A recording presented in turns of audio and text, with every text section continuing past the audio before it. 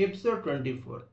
ఇక్కడ ఖచ్చితంగా ఈ కీచకుడిని చంపింది భీముడే అయి ఉంటాడు అని చెప్పి దుర్యోధనుడు తన మొత్తం సైనికుల్ని, తన ద్రోణుణ్ణి, కర్ణుణ్ణి, దుశ్శాసనుని, ఒక శకునిని అందరినీ తీసుకొని వచ్చి అక్కడ ఒక యుద్ధం చేయటానికి ఉపక్రమించాడు. అయితే యుద్ధం డైరెక్ట్గా చేయలేదు, రెండు రెండు డైరెక్షన్స్ నుంచి చేశాడు. దీన్ని దక్షిణ గోగ్రహణం, ఉత్తర గోగ్రహణం అంటారు. అంటే దుర్యోధనుడు ఏం ఆలోచించాడంటే, రెండు వైపుల నుంచి వెళ్ళి విరాట రాజ్యానికి రెండు వైపుల నుంచి వెళ్ళి వాళ్ళకున్న గోవులన్నింటినీ లాక్కొనగలిగితే వాళ్ళకి తిండి అనేది ఉండదు.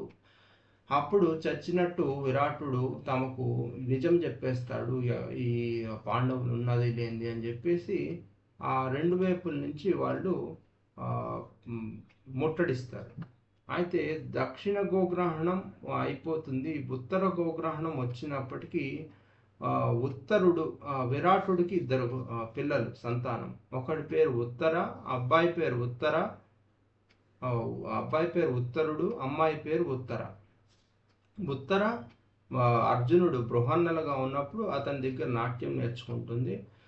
ఉత్తరుడు తిరుగుతూ ఉంటాడు. అయితే యుద్ధం అని తెలిసేసరికి నేను కూడా యుద్ధం చేస్తాను అని చెప్పేసి బయలుదేరుతాడు. కానీ తన రథాన్ని ఎవరు నడుపుతారో అర్థంగా అయ్యే స్థితిలో ఉండదు. అప్పుడు బృహన్నల అంటే అర్జునుడు, నీ రథం నేను నడుపుతాను అని చెప్తాడు. అయితే రథం నడపడానికి తనకు కావలసిన ఆయుధాలన్నీ జమ్మి చెట్టు మీద ఉన్నాయి. ఆ జమ్మి చెట్టు మీద ఆయుధాలు తీసుకొని వెళ్తారు. యుద్ధంలో ఉత్తరుడు యుద్ధం చేయలేకపోతే నువ్వు రథాన్ని నడిపించు, నేను యుద్ధం చేస్తానని బృహన్నల యుద్ధం చేసి గెలిపించి తీసుకొస్తాడు. ఇక్కడే ఇంత కర్ణుడిని ఫేస్ చేయగలిగేంత బాణాలు వేయగలిగింది అర్జునుడే కాబట్టి ఇంకా వేరే వాళ్ళు కాదు, మీరు బయటపడిపోయారు, మీ అజ్ఞాతవాసం బయటపడిపోయింది అని దుర్యోధనుడు సంతోషంగా ప్రకటిస్తూ ఉంటే అప్పుడే భీష్ముడు చెప్తాడు, వాళ్ళ అజ్ఞాతవాసం నిన్నటితోటి ముగిసిపోయింది అని చెప్పి. అలా దక్షిణ గోగ్రహణం, ఉత్తర గోగ్రహణం అయిపోయిన తర్వాత ఉత్తరుడు విరాట రాజ్యానికి వస్తాడు. ఉత్తరుడికి తగిలిన దెబ్బల్ని చూసి విరాటుడు ఎంతో బాధ చెందుతాడు. ఇలా జరిగినందుకు దుఃఖిస్తాడు. ఆ బృహన్నలను తిడుతూ ఉంటాడు. తన దగ్గరున్న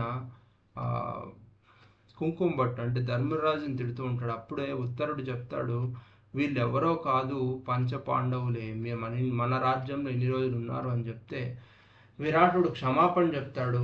మీ రాజ్యానికి ఎలాంటి సైనిక సహాయం కావాలన్నా నేను హెల్ప్ చేస్తానంటాడు. తర్వాత రోజుల్లో విరాటుడు ఆ కురుక్షేత్ర సంగ్రామంలో కూడా పాల్గొని తన ప్రాణాలు వదులుతాడు.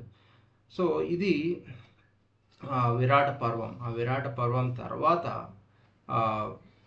కృష్ణుడు సంధి కోసం శ్రీకృష్ణ రాయబారం జరుగుతుంది.